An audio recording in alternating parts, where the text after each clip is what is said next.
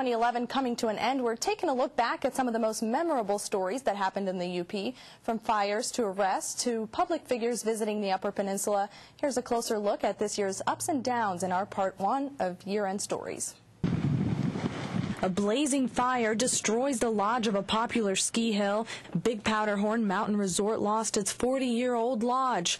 Thankfully, there were no injuries. An outpour of support followed from the community. A switch to a famous February day when President Obama visited Marquette, the hotspot, Northern Michigan University, and the hot topic, the WiMAX technology, a development by the university that Obama said would strengthen economic growth both nationally and abroad.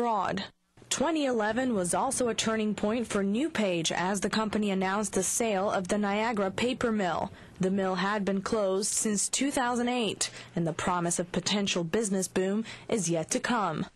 The John Stamos scandal that rocked 2010 spilled into 2011 as the couple, convicted of trying to extort thousands of dollars from the Hollywood actor, appealed their case. Scott Cipolla and Allison Koss were each sentenced to 4 years in prison last year. They threatened to sell photos of Stamos with strippers and cocaine. The FBI said those photos never existed.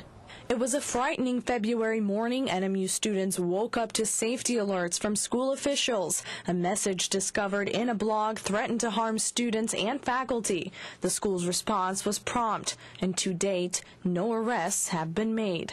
And in courts, a shocking verdict after a Berga County man accused of first-degree child abuse was cleared by a judge. James Thomas Cribbs walked free on reasonable doubt. And another incident ended in a prison sentence for 64-year-old Peter Markham of Manistee. The verdict, guilty of making terrorist threats and trying to extort city officials. He is to serve between 10 and 20 years in prison. 2011 was also a deadly year. An Ishpeming man was fatally beaten after a late-night argument with this man, 37-year-old Thomas Arthur Heitinen. His trial has been postponed until next year. Heitinen maintains his innocence.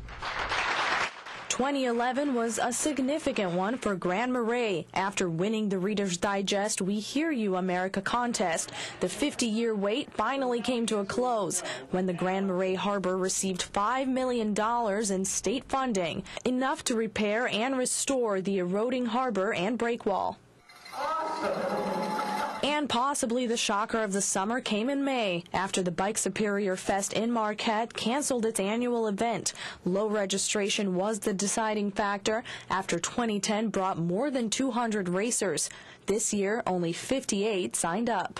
Some aren't sure what caused low turnout, and some say the economy is to blame. And that's a look at the first half of 2011. Tune in tomorrow for Part 2 of our year-end stories on the Early News.